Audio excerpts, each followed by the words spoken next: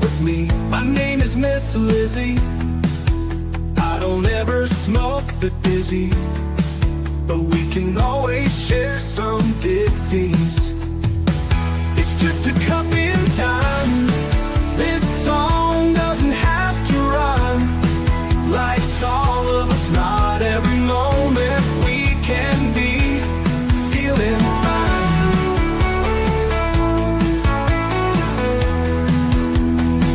I wanna share a moment, just a second if you will, maybe even a cup of thrill. We could share this performance. It's tea time, come sit with me. Well, welcome, guys. That's right. Miss Liz is back. And today I have an incredible author in the house, Tricia Copeland. And we're going to talk some magic. That's right. We're going down some magic roads today. And we're going to have some fun with all of her new books and stuff like that as well. And we're going to get to know Tricia a little bit more. But before we get started, we're going to get you over to Miss Liz's YouTube channel and give you a quick subscribe over there. And you can check out these tea times. You can catch them on a replay or catch the live streams. And share your comments and feedback, because I always like to hear what you guys think of these tea times. Also, if you'd like to listen on Spotify, jump over to Miss Serving Tea with Miss Liz. I like to keep you guys on your toes so that you guys can look for Miss Liz. So let's get started with the disclaimer, and then I'm going to do an intro, and we're going to get Tricia in here, and we're going to spill some tea. And today's tea is abundance, blessed, and transformative. And we're going to understand why Tricia gave me those words in just a little bit. So let's get started. Disclaimer for Miss Liz's Tea Time live show. Miss Liz's Tea Time is a global platform dedicated to sharing real life stories, diverse perspectives, and meaningful conversations that inspire awareness, healing, and connection. Miss Liz is going live using StreamYard. Before leaving a comment during the live broadcast, please grant StreamYard permission to display your name at StreamYard.com. Please be advised that all content brought forward during any Tea Time show is presented in good faith. However, discussions may include opinions, beliefs, and perspectives that do not necessarily represent the views of Miss Liz or the Tea Time platform. Information shared by the guests is based on their own experiences and is perceived to be accurate at the given time of airing.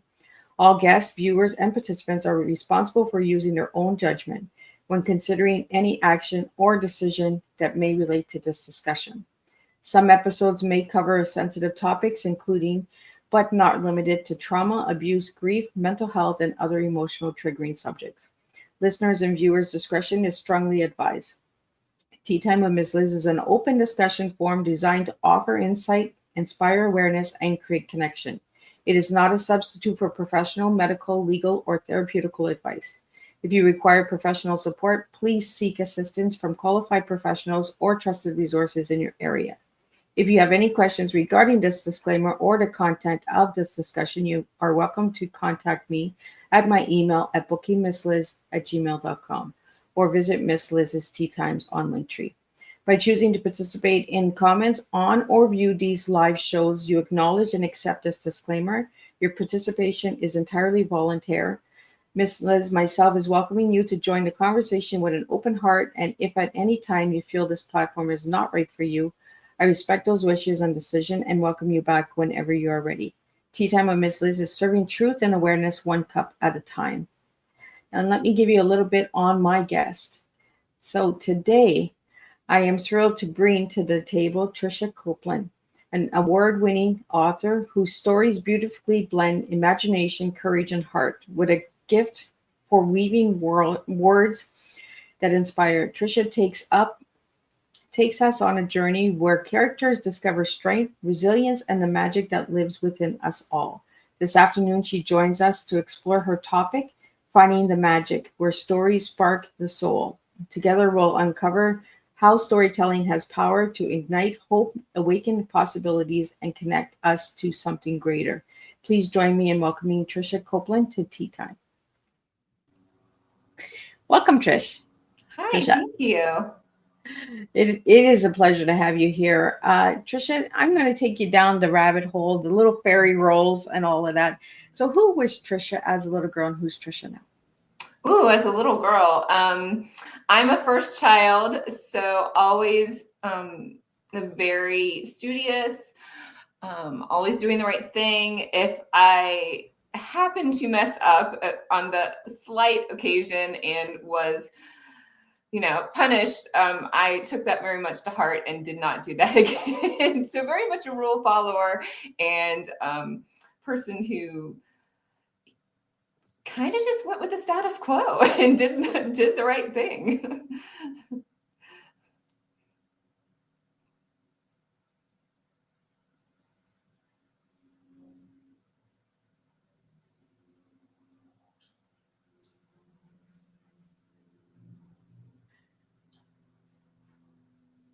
I am here with you. We're just having a little glitch. So we're just going to take that glitch out of here and we're going to continue. So, Tricia, what got you into writing? From what I can tell, your books are adult romance and magic and science fiction. What got you into those topics? Right. Yes. My titles ended up being all over the place in various genres, but I started out writing my own experience with anorexia. So in college, I developed anorexia and had to leave school and seek treatment for anorexia. And I think it was my 20-year high school reunion. I was really looking back at my life and thinking about, where I started, how much of an impact that experience had on my life and where I was now. So I was a stay-at-home mom and I didn't do much during the day except follow my kids around. So during the evening, I started writing this story based on my experience. So I wrote a fictionalized account of my experience with anorexia. And I didn't feel like I could, wrap it up in one book. I mean, how can you explain something as complicated as anorexia or addiction or any of those mental health disorders that sometimes we find ourselves in? Depression, any of those cannot be explained and looking at a snapshot of somebody's 6 months or 1 year or anything like that. So I really wanted to show, the progression, the issues the character was dealing with, and ended up writing a 4-book series that is based, as I said, a little mostly on my experience, but just to show the hope and recovery and the transformation that someone can go through from an experience like that. I kind of like that you're in all these different genres, because it is hard to tell a story sometimes, and mental health is like a mix of different genres as well, right? Some days we have the good days, we have the bad days, and all of that. So, how old were you when you wrote your first book, Tricia? When I started writing, I was 38, and I published 7 years later. So it took me a while to write the first 2 books. And get an editor and have it polished and ready to go out into the world. So I published the first book in 1945. And that year I published the first 2 books of that series, the Being Me series. And then over the next 2 years, I finished the 3rd and 4th books. So then after I finished writing that series, I just realized that I loved writing. I loved creating these characters and these stories, and very quickly jumped to my favorite genre, which was fantasy. So a lot of my books are young adult fantasies. And then to temper that drama in my life, because I get very invested in my characters and sometimes bad things have to happen to them, I switch over and write a fun romance where the worst thing that can happen is, the guy breaks up with you or something like that. They always break up with us, right? Well, you might leave them too. It's not always the guy. Yeah, that's true. But what got you inspired into writing? Like, you wrote your first one at 38. So what was it at that age that you were like, I'm going to write a book and this is how I'm going to do it? And I didn't really set out to write a book. I was set out to kind of, think about my experience and have a look back on it. And I'm not sure I was bored. So I would do it at night after my kids went to bed instead of watching Netflix. Like, I created this story in my head, like I was creating my own little movie. And I had no writing skills. I was a technical writer, but, didn't know plot, didn't know character development, didn't know any of these things that you should probably know before you start fiction writing. So it was definitely a process. I had like 150,000 words And I gave it to my sister-in-law, and she said, "Oh, you have to do something with this. This is really good." And so I had a friend that was an editor, and she indie published too, and she helped me like condense it up a lot. It was basically a movie script, and it needed to be a novel. So that there was a lot of editing there. I like that you said that you were bored and you wrote a book. Like, yeah, I'm bored. I'm just going to write a book. Yeah. And like I said, it didn't really start that way. It just started as something to do in the evening, something creative. And I guess before that, I never realized I needed that creative outlet, but it was definitely something that, inspired me and took my time, took that 1 hour at a time I had after my kids went to bed before I fell asleep. So Tricia, you write across many genres. So how do you balance the different worlds? Because it's different writing guidelines and stuff like that as well, right? For the science fiction and then young romance and that. So how do you balance the different worlds of writing? Right. Well, I only want to write one thing at a time. So I'm completely focused on that world and those characters. I do find that I can't read in the genre that I'm writing in because I don't want to be, I guess, swayed by any other fantasy. If I'm writing fantasy, I don't want to be swayed by any other fantasy notion or fantasy character or plot line or anything like that. So if I'm writing fantasy, I'm usually reading a romance, although I don't read tons when I'm writing. But so I try to like write every day. So my characters and my plot is front of mind. And really, I'm thinking about the book all the time. If I'm driving in my car, I'm thinking, was that right? What I just wrote? Or what's happening next? What is their next challenge? And yeah, it is different. Like YA fantasy has to be very fast paced. The fourth book in the series, my Fae series I wrote, my editor sent it back and she said I was bored for half the book. I was like, wait, no, she told me the first 10 chapters and I looked at it. She's going to write a book now. Yeah, she said the first 10 chapters I was bored. And I thought, the first 10 chapters, that's like half the book. So I definitely, I need those people reading my books to say, hey, you need to amp this up a little bit. It's just when you have YA fantasy, you need to have those, definitely action and adventure component is mixed in with the character development to keep things rolling. And that's what kind of book I like to read too. So I was surprised I didn't catch it myself, but that's what happens sometimes. Well, when we're writing our own books, we're right into it too much sometimes. And that's why we need the editors and outside resources that come in and say, you know what, no, this is how you may see it, but this is not how the book is going to end, right? A lot of the little baby nuggets that are put into books, what we think are like amazing, an editor will come in and say, no, that's just too much or not enough or dig deeper, right? So how do you build your characters for your books?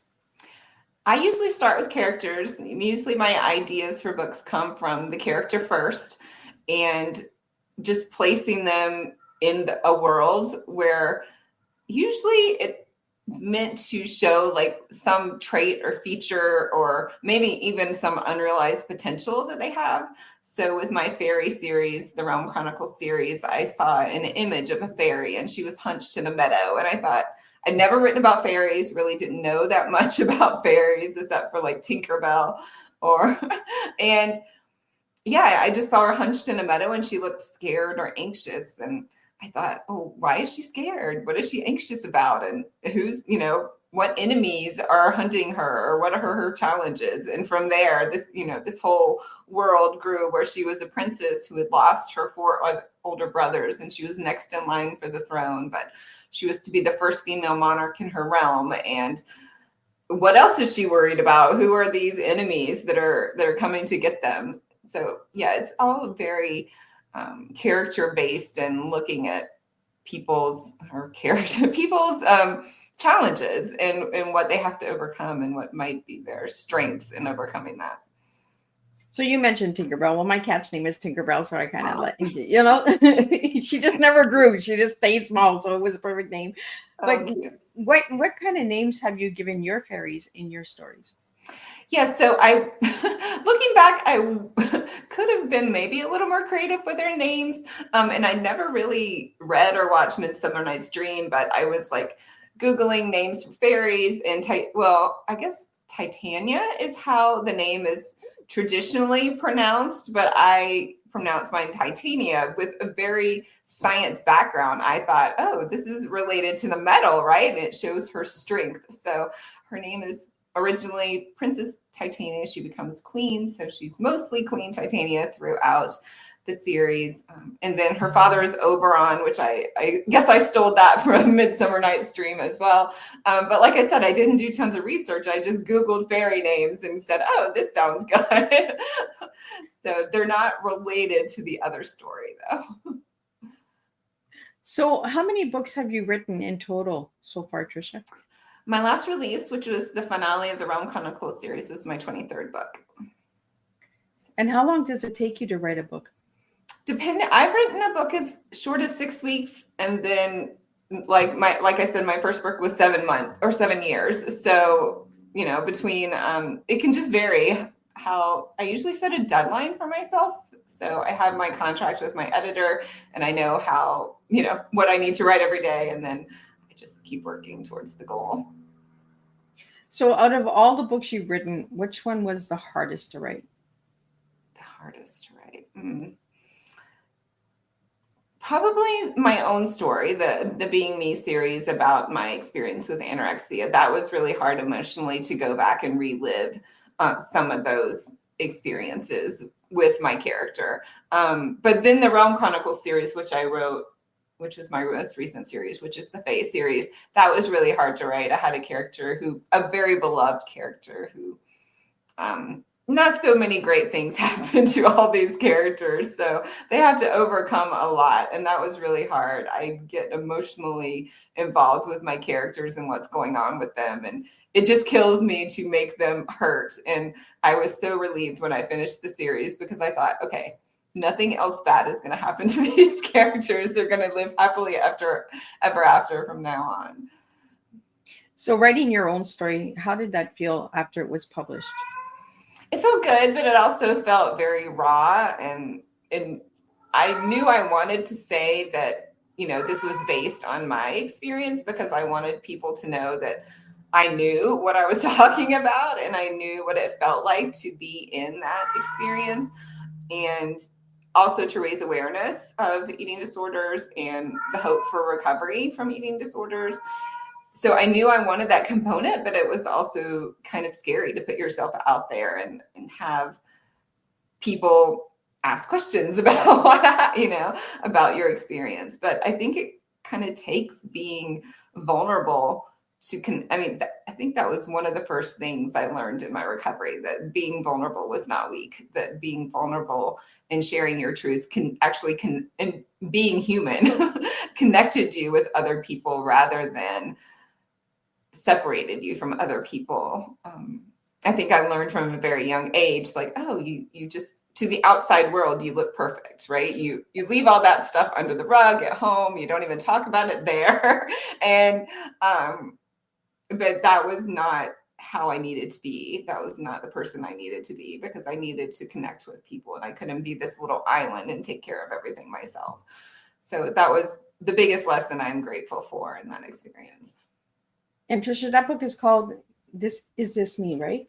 Right. So the first book is This Me? It really starts when she's a freshman in college and goes through her whole experience in college as she descends to her disease and then in her recovery. And then I also see here that you have the Kingdom of Ember, the Kingdom of Darkness. Are those some of your latest books? So that's the crossover series to the Realm Chronicles series, which is my most recent series. So I started the Kingdom Journal series, starts with Kingdom of Embers. It's a 4-book series with a prequel. And that is about a trinity of witches who have to come together to break a curse on the witch lines. The witches, and at the same time I was writing that finale to that series, Kingdom of War, is this time when I saw the image of the fairy. And it was in an advertisement for an anthology that needed fairy characters with mental health challenges. So my fairy became a princess with anxiety and panic disorders. So those are hard to overcome when you want to be queen, right? And you really don't want them when you want to be queen, because you want to be seen as strong. But in the finale to the Kingdom Journal series, they needed an army to fight this army of witch imbued vampires. I'll just say that to make it simple. So there was an army of vampires that the witches needed to fight, and they needed an army. And I thought, who could help the witches? The fairies could help the witches. So Queen Titania and her army comes to help the witches. And then I just couldn't leave her story alone. She had to have her own series, and her series became the Realm Chronicles 5-book series. Yeah, because you have a lot of amazing books. If anybody wants to check out, they can go to your website and they can find like incredible books. The book that I was sent by Mickey, I'm going to pull that book up so that we can talk about that one a little bit. We have talked about other books that you've written, but let's pull up the book that Mickey sent me, and then let's get that up here so people can see the image. I really like the. I want to know a little bit about the colors. How you brought it to life and all that good stuff. Oh yeah, that's my most recent. There we go. To be a fae. So tell me a little bit about the colors and who this princess is, and is she a fairy? All that good stuff. Right. So she is a fairy. She, like I said, she's 15 at the beginning of the series. She's a princess, and she's lost her 4 brothers. So she's the last in her line to take the crown in her kingdom. And like I said, she's 15. She's a fairy. My fairies do have wings. I didn't read a lot of fairy lore, so a lot of fairies do not have wings. My fairies do have wings. My fairies live in Middle Earth, which is, and it's funny because it's a contemporary series, but the fairies live in Middle Earth, which is below the bedrock of our world, our human world. And so they entered their realm through these fairy portals, which are magically charged with these 12 crystals. So the fairies can go back and forth. Some humans can go back and forth. Witches can go. Some beings can go in, but they can't get out if they go in. So there's different rules for different beings. But the fairies know about our realm, know about our technology, but choose not to have electricity or telephones or computers or any of those things. So it feels very medieval and more epic fantasy throughout much of the series rather than an urban fantasy with the Kingdom Journals. But in the later part of the series, the witches do come help Titania fight this evil spirit who's been hunting all of them for as long as both of these series are going on. So that's kind of the crossover portion between the series. And yeah, the cover is amazing. Eleanor and Lori Jones of Shara Smith Design did the cover. And I think I saw the cover as like a pre-made cover initially. I don't really know how that came about, but and her image, she was an ice queen originally. She had white hair, very white skin, no wings. And, but I needed the red hair, and the jewels on her head came as the ice queen image. And I wrote that into the story. Like in the first book, to be a fae queen, she gets these jewels on her head after she goes into lower earth or hell. She gets caught there for a bit and then gets ejected, and all of a sudden has these jewels on her head, which no other fairy has. So that makes her a little bit special too. So Tricia, what's with the red hair? She just has red hair. I don't know why I decided to give her red hair.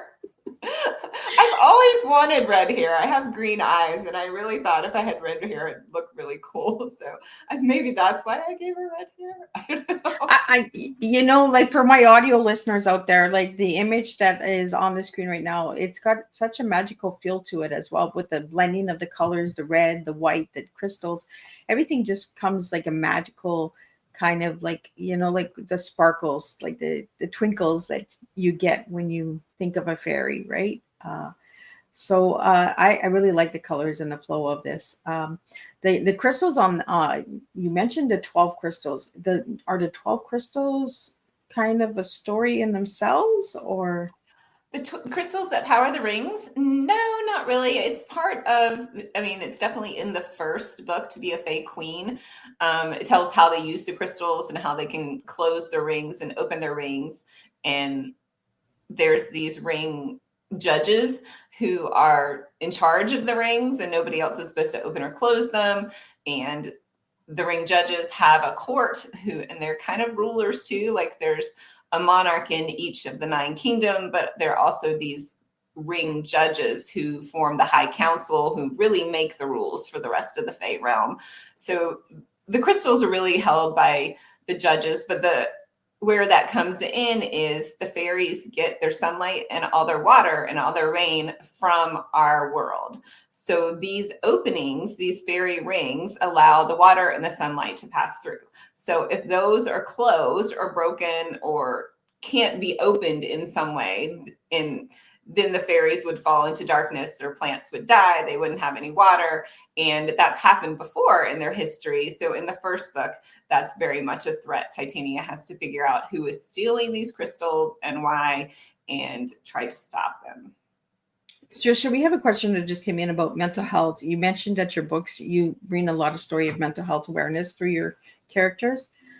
Is that a form of getting your story out there as well through the characters?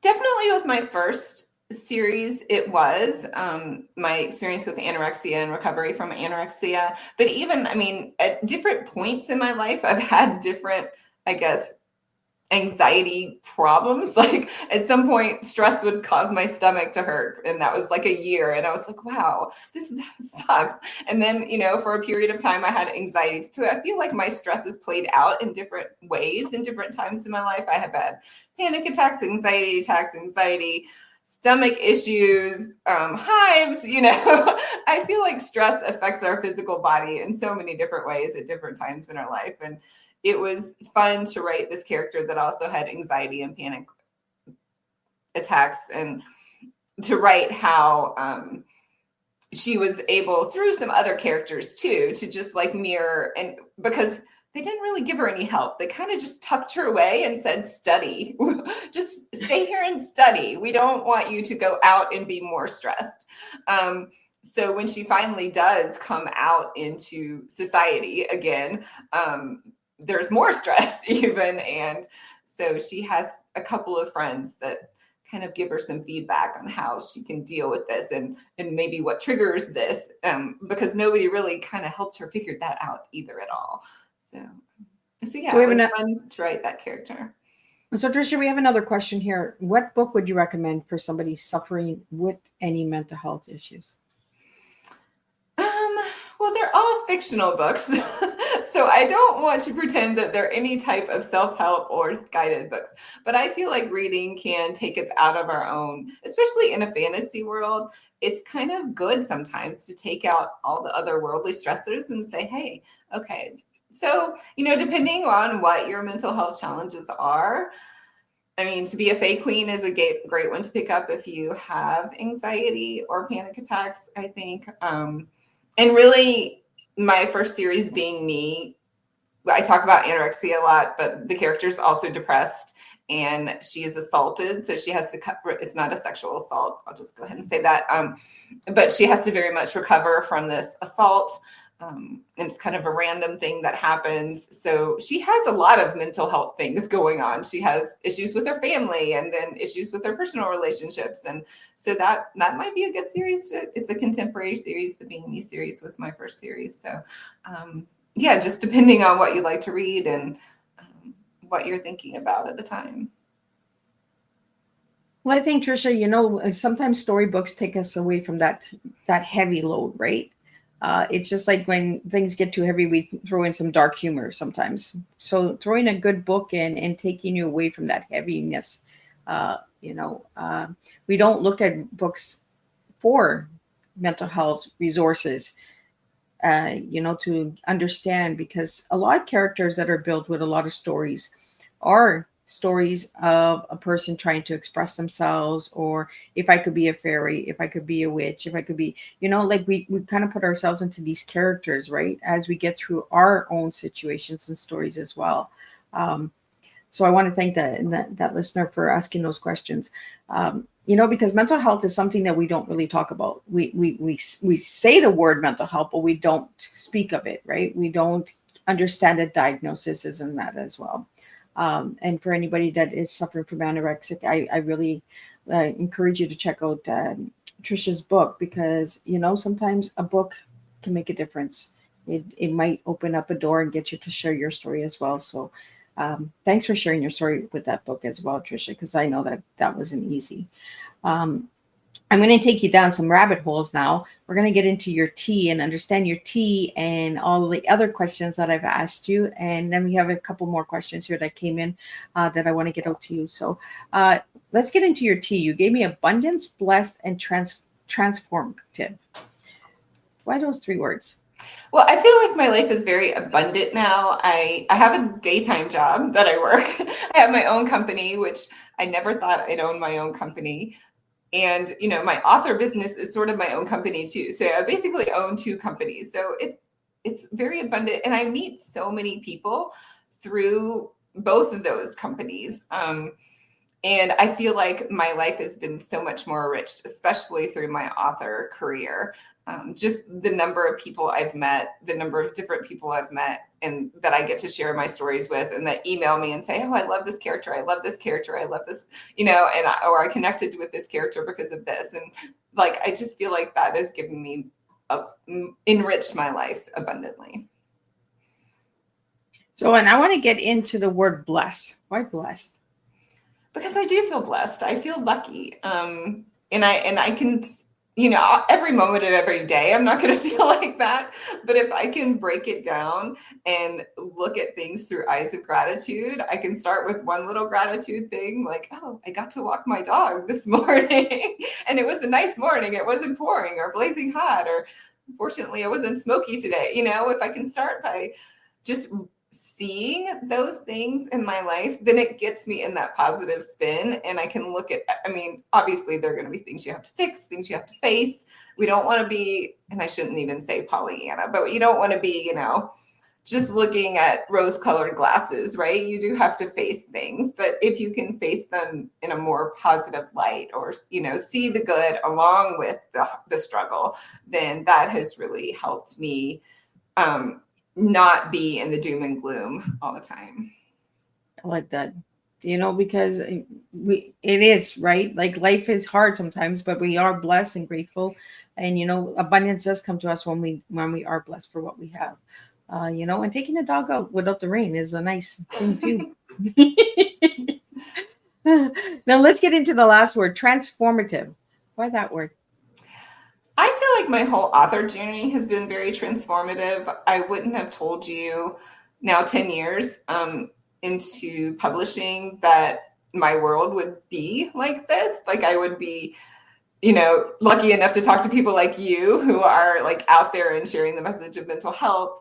And that I didn't even think of myself as a creative person, because my background was science, and I did research, and I did technical writing. And to me, those weren't creative things at all. And I just didn't see myself in that light. And I guess at different points in your life, you see yourself different ways. But I think it's really transformed, and how I think about myself and my outlook on myself, the confidence I have in being able to achieve writing a book and getting it out there in the world, and just having people, acknowledge, hey, I like your book, or hey, I like that character, and go along those journeys with me. So those words, it was fun to pick the words. It was fun to really think about and pick the words. Well, and that's what I like. I like when my guests really think, and then they're like giving me a strong cup of tea, because like I say, I can't serve your tea. You guys have to serve your own tea, right? All I can do is host. It's like you guys bringing your tea to the table, right? And that. So I also asked you your favorite color, and you gave me black. Now I'm curious about why black. I've always I'm wearing a black shirt too. I always like black, and I don't know. I just like it. I like wearing it all the time. It's funny. My hair is going gray, as you can kind of tell. My hairdresser was like, "Well, I think you're going to want to wear more colors when you get gray hair, because gray hair is she didn't say boring, but you know, I think that's what she insinuated. And I thought, really? I don't know. I don't know if I can wear colors. I think because it's simple and it goes with everything. Like I'm not a fluey person. Like I don't put on earrings. I've had this pair on for 20. No, that's a lie. 20 is too much. I've had this pair on for like 10 years and probably they're going to have to pry them out of my ears at some point. I mean, I wash them and everything, but I haven't taken them off. So I like being basic, you know, I like just having the same color.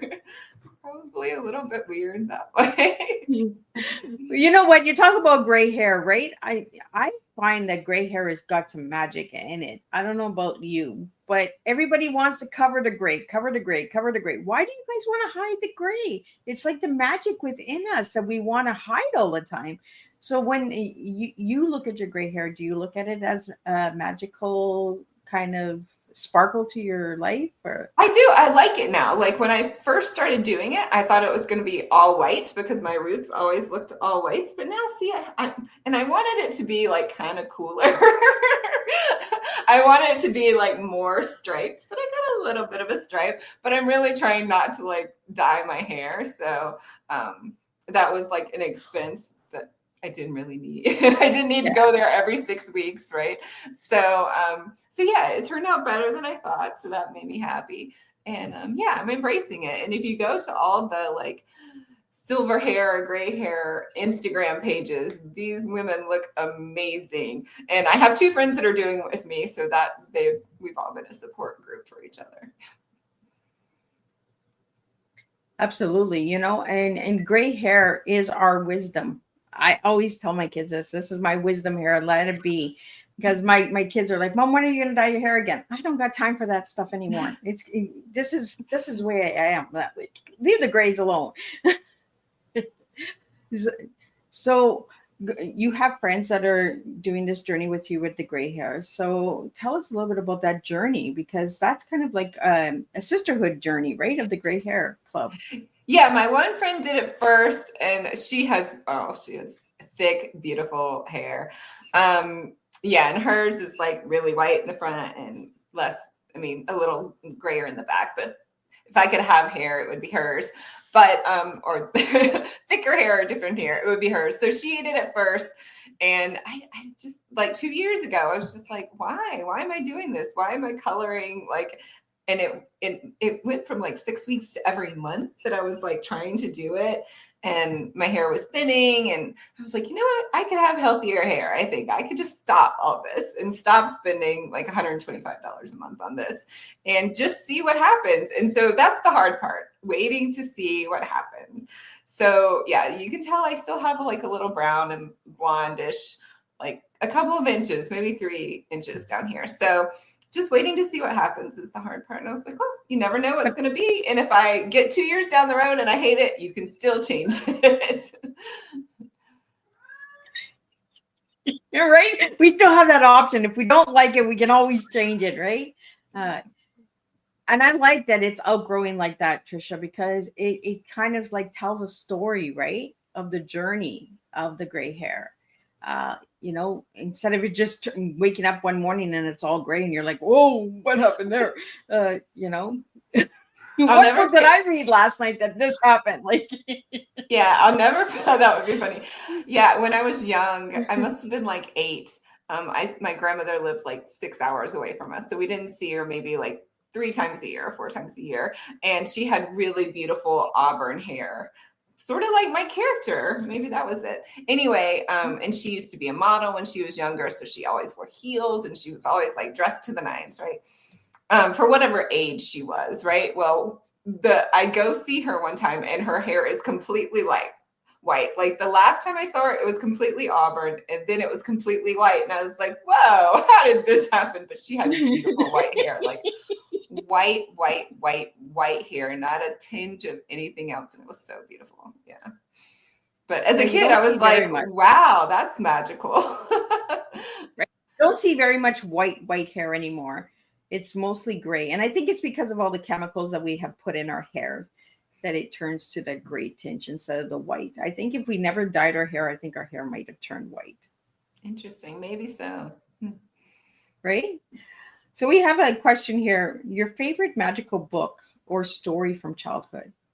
From childhood, Dorothy and the Wizard in Oz. That was the first fantasy series I read. I don't know if there's like 13 books, and there's like about the Tin Man, and all the different characters have their own book. And I just devoured that series, and I couldn't wait to get the next one to read during the summer. So that was the first fantasy series that I ever read. And then in high school, I was like obsessed with King Arthur and the Knights of the Round Table and Merlin. And then I got into a little horror period for a little time, but not very long. I don't really like reading horror, but then read Lord of the Rings. So yeah, definitely that Dorothy and the Wizard of Oz when I was a kid. I loved those books, and I kept reading them over and over too. It was fun. Well, it doesn't surprise me that you said Wizard of Oz because of Glenda. She kind of looks like your fairy. She kind of looks like your fairy. Mm-hmm. With the pink and the purples and all of that, like the bubbles, right? I don't know why I had my banner up for my last podcast and I forgot to put it up there. But yeah, somebody was like, "She looks like you," and I was like, "Oh, okay." I was gonna say that when I had the book pulled up, I was like, "Is that you?"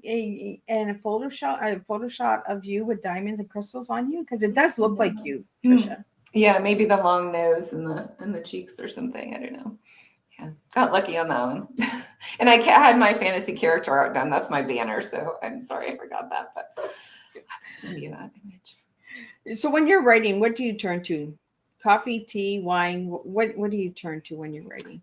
I'm a Diet Coke drinker. I was raised in the South, and it's too hot to drink anything else. So I drink Diet Coke at 5 a.m. when I wake up, and that is what I drink. You see how I got the Diet Coke in there? Like you told me that before we went live, and I just I throw that in there. Because there are people that when they write, they turn to a certain beverage and stuff like that as well because it relaxes them. So it's the only way of caffeination. So yeah. The one word that describes your writing style. It's very personal, I would say. All my characters and all my books are written so far are written through the first person point of view. So you really get that close personal, what that character's thinking, what that character's feeling, experiencing. And that can be different in fantasy. Like a lot of fantasy is written in that third person. So you get more viewpoints than just the one character, but it's definitely, I would say personal. That's the word, because it's definitely about mainly that main character's journey. I mean, some of the other characters you're going to see their character development and their transformation and growth too, but it's mostly centered upon that one main character. And we have a question here. What challenges have you faced as an author navigating different genres? Sometimes I shouldn't even say this because I've been challenged in writing. I like romance, like I like reading romance, but I've been challenged in writing romance, like because I'm such a I love fantasy and like fantasy characters and fantasy worlds. Sometimes romance seems kind of boring to me. Like I obviously I find ways to make it interesting, but I don't just do the cookie cutter sweet romance. I can't do that. I learned a long time ago that it has to be a little bit deeper than the cookie cutter. You get one sweet kiss at the end and there's happily ever after. My characters are definitely have more depth than just the sweet romance characters. So that's been challenging to create something that feels not too heavy, but also real and true to life. Well, writing romance, do you bring in the struggles of a romance story as well? Definitely. Right. Yeah. I mean, you never have, well, maybe some people do have straightforward paths, but I didn't have a straightforward Prince path. Charming gives you a kiss and boom, you're happily ever after, right? And that's boring. Right. And actually the first romance novel I wrote that was just to me strictly a romance. It was called Perfect. And it's 5 different stories, basically, of the same character at different points in her life. And really the point for me was that you can have a perfectly happily ever after story at any point in your life, well, I go through age like 30-ish, young 30s, but at different points in your life under different circumstances. So in the beginning, she's in love with her high school sweetheart, and it's only 5 pages, I think, the first like part. And she falls, she's in love with her high school sweetheart, and he proposes, and she says yes, right? And then, so it's kind of a write your own ending, pick your own favorite boyfriends or, boyfriend story too. So different people like different characters for that, different love interests for that character. So it was fun to write. And I think most people kind of like that. I don't know that everybody got the point that, at different points in your life, at different instances or different situations can be perfect and you're happily ever after. And because sometimes you get to a point in your life where you're like, this seems wrong. It's never going to be right. Am I ever going to get to the place that can be perfectly out? Am I ever going to get to my happily ever after? And I think they just find you. As you're saying this, Tricia, I'm thinking of a Daisy. He loves me. He loves me not. He loves me. He loves me. The little kid, that's what we used to do. If a boy liked, and then we were like, oh my God, he likes me. Oh my God, he doesn't like me. Oh no, it's like the end of the world, right? When the flower became he loves me not. Right? The journey of the daisy. Like as you were sharing that, I was just thinking of this daisy and you plucking it, right? Like this. Are we going down this journey? Or are we not going down this journey? Are we taking this? Are we not taking this? Do you get your kiss today or do you not get your kiss today? All I seen was this daisy and you plucking the little petals off. Yeah, that's where I just went. I just went to a daisy, guys. That's a great image. I like that. Yeah, as you were explaining the storyline, I was just like, oh, I see a daisy. I see her picking. Like, maybe when you write your next book, you can have a daisy and you'll be like, yeah, I put that in there now. Oh, say Liz. Right? You have a pen name that I want to bring to the table, and it's Maria Jane. How did you get that name? Right. So I started the Perfect Romance series with Perfect as Tricia Copeland, and then authors do everything different ways. And so I wrote the first 2 books, Perfect and Perfect Always, under Tricia Copeland.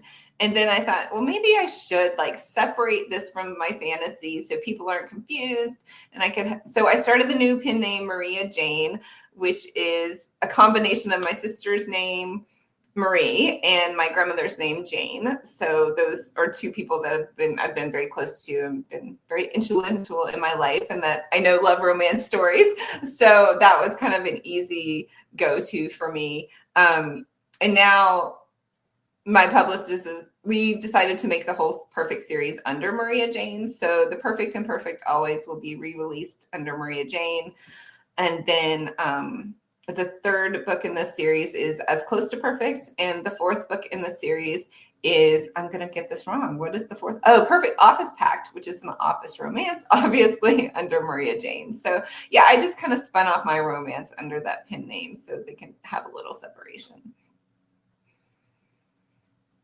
And for all my listeners out there that don't know what a pen name is, could you tell them what they are?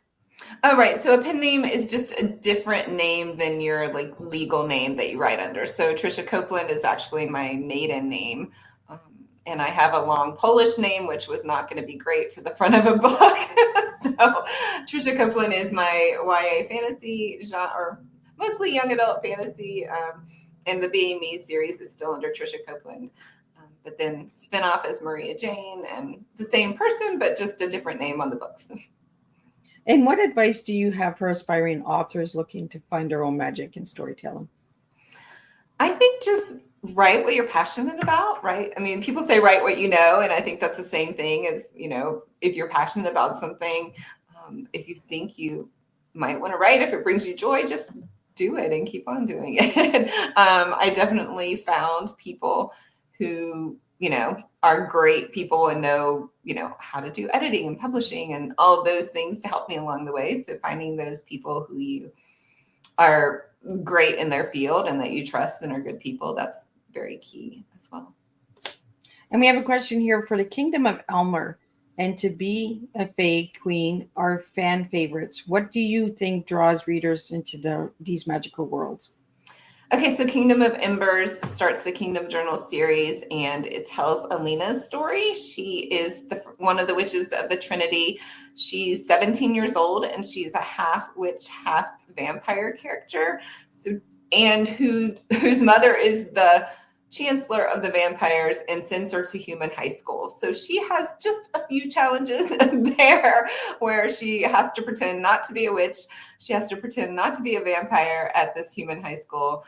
And on top of it, she has this curse that she's prophesied to break, and she has to figure out how to find the two other witches. And so, yeah, it's a really crazy story, but I think, it helps us explore like all those issues of being different and being not the same, and having to feel like you fit in, and where do you fit in? Do you fit in with this group or that group? So that's but I love like doing that magic in like our contemporary world, because I totally believe they're witches and vampires. I just want to meet one day. And then, right. So then To Be a Fae Queen starts the Realm Chronicles series with initially Princess Titania rising to, or being handed the crown to her kingdom and having to fight to keep that crown. So that's a really neat story of a young girl having to overcome those anxiety, panic attacks, as well as all the other monarchs in the realm are old male guys, and having to prove that, yes, she can do this, because in her heart, she knows she was meant to do it. And Tricia, if you could live in a fictional world, where would it be and why?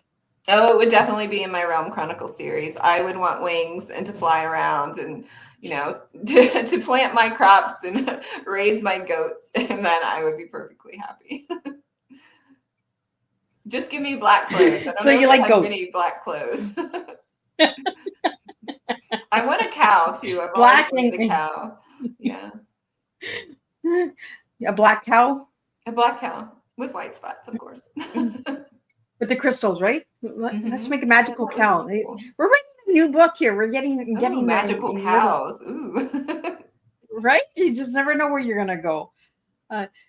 So we have I want to get it out there that you also have a podcast, and I'd like to also share other podcasts out there. So can you tell us a little bit about the podcast, how it came about, how you got the name, all that good stuff, and where people can find that podcast? Right. It's Finding the Magic Book Podcast. And I was going to name it just Finding the Magic Podcast, but then I was like, well, maybe they think I'm, doing witchy stuff, which sometimes I try. But anyway, so, right. So Finding the Magic, it kind of encompasses my whole author business, I guess, or all my books, because I feel like there's magic in all of us, and that little spark of creativity or just things that we're good at or we notice in the world are magical. And when I started it in 2021, it was, we were kind of still in the pandemic, and they were shutting down all our book cons. And so I wasn't able to see my author friends. And that was a real lifeline for my creativity, because just having that community that I normally saw that I didn't get to see. So I thought, well, if I start a podcast, I'll get to start to talk to my author friends. Plus, we'll get to share all of our books with whoever will listen, right? So I started the podcast, and I talked to authors about their books. Asking them about their characters, their themes, their worlds. So if you listen in, you'll learn about new books every week. Well, and twice a week. So you do it twice a week, your podcast? I do it twice a week. Yes, Tuesdays and Thursdays. New ones come out. So I found something on your website here, and I really want to bring it out. Find the magic inside a book. What does that mean to you? That just means a new idea, a new story, a new connection. I guess I think new things are magical, but also I think nature is magical too. So I basically think everything is magical. But just finding something or even learning something you didn't know about, to me is sort of a little bit of magic. And Tricia, I want to get the Start Series 99-cent out there. Can you tell us a little bit about that? Right. So all of my series, the first book in the series is 99 cents. So if you read Is This Me, which is the Start of Being Me series, or Kingdom of Embers, or To Be a Fae Queen, those are all 99 cents on Kindle. So you can start the series and see if you like it. I kind of like that, because when I seen that 99-cent series, I was like, that's interesting. That's different. So what can people expect from you coming up Like, do you have any events, some book signings that people can check out? Right. So I'm excited. I am signing at my local Barnes & Noble here in Superior, Colorado on September 20th from noon to 3. So that's very exciting. That's my first Barnes & Noble signing. And then I'll be in Laramie, Wyoming on November 15th. There's a book and craft fair put on by Bonsai Books and Blue Mountain Books out of Cheyenne and Laramie, Wyoming. And then next year, I don't have anything yet. So I'm going to have to get some things on the calendar. Well, she's going to get some books out there, right? She's going to talk about the magical cow with the crystals and the daisy. I do. Yeah, I do. There's a new fantasy magazine coming out in January, and they're publishing a short story, which is going to be about one of the characters from my finale in the Rome Chronicles. That is a Nyx. So it's a human fish shifter character. So that's pretty different. So what would you tell the listeners out there about your writing journey, and if they wanted to start writing, what message would you have for them? Like I said, just write what you love and keep doing it. I took a lot of writing classes, like plot classes, character development classes. Those really helped shaped, my book look like what it should look like and that people expect a good story to be. I did finally start outlining after the fact. My editor got me to do that. So I outline after I finish a chapter, which helps me remember what I just wrote in the chapter. So those are all good tips. Just keep writing, I think is the biggest thing. Like if I write every day, it keeps it front of mind and it makes it easier for the story to flow. Tricia, we just had a question come in. Are your stories based on sunrise or sunset? Sunrise or sunset? I would say sunrise, because most characters are going through kind of coming of age type, whether they're just, in that late teens to early adult periods. Oh, that's an interesting question. I was just like, wow. I'm guessing they read some of your books because they were asking sunrise or sunset. So, so Tricia, where can people find you, and where can they find your books, all that good stuff? And if you could just spell out your website so that all the audio listeners can hear and reach out to you. Right. So my website is triciacopeland.com, TRICIACOPELAND.com. If you go to the website, you can also download 2 free short stories. So a free short romance and a free short introduction to the Rome Chronicles series with Titania Rises. And those are fun ways to check out my stories and see if you like them. So, and again, your podcast is twice a week, so people can find that on YouTube, Spotify, all those good places? Yep, all the major places. I release my videos on YouTube, so if you don't, you can just listen to them or watch them, or either way. So do you prefer audio or video when podcasting? I like video when podcasting, because that way I like to see a person when I'm talking to them. Right? Are they interested, or are they like, oh, I'm over here? So, and plus when you're interviewing someone, seeing them is more fun too. So you get those facial reactions and things like that. I do listen to audiobooks a lot. That's my main way of consuming books right now. And you do have audiobooks available, correct? I do have audiobooks, the Kingdom Journal series, as well as the Rome Chronicles series. Not all, so the Kingdom Journal series is complete in audiobook. The Rome Chronicles series, the first 3 are complete. The 4th one will come out, fingers crossed, in October. And then next year, the finale will come out. There we go. See, we have some things on the plate for people to check out. So. Right. Yeah. And I am writing a new romance by Maria Jane. So that will come out next year. There you go. Well, thank you so much, Tricia, for joining me. I'm just going to do a closing summary. And for everybody that is tuning in, I will be back at 7 p.m. with Lance Robinson, and we'll be talking about his book as well and get him down some rabbit holes and see where we go with that conversation. So today's Tea Time with Tricia Copeland. Copeland reminded us that stories are more than just words on a page. They are sparks that light the soul, carrying lessons, healing, and a sense of wonder. Through her passion and creativity, Tricia shows us how storytelling can empower us to find the magic in both the extraordinary and the everyday. Thank you, Tricia, for sharing your wisdom, your heart, and your stories with us. May we all leave today's tea time inspired to seek out and embrace the magic in our own lives. Thank you, guys, and I will see everybody at 7 p.m. for the next tea time.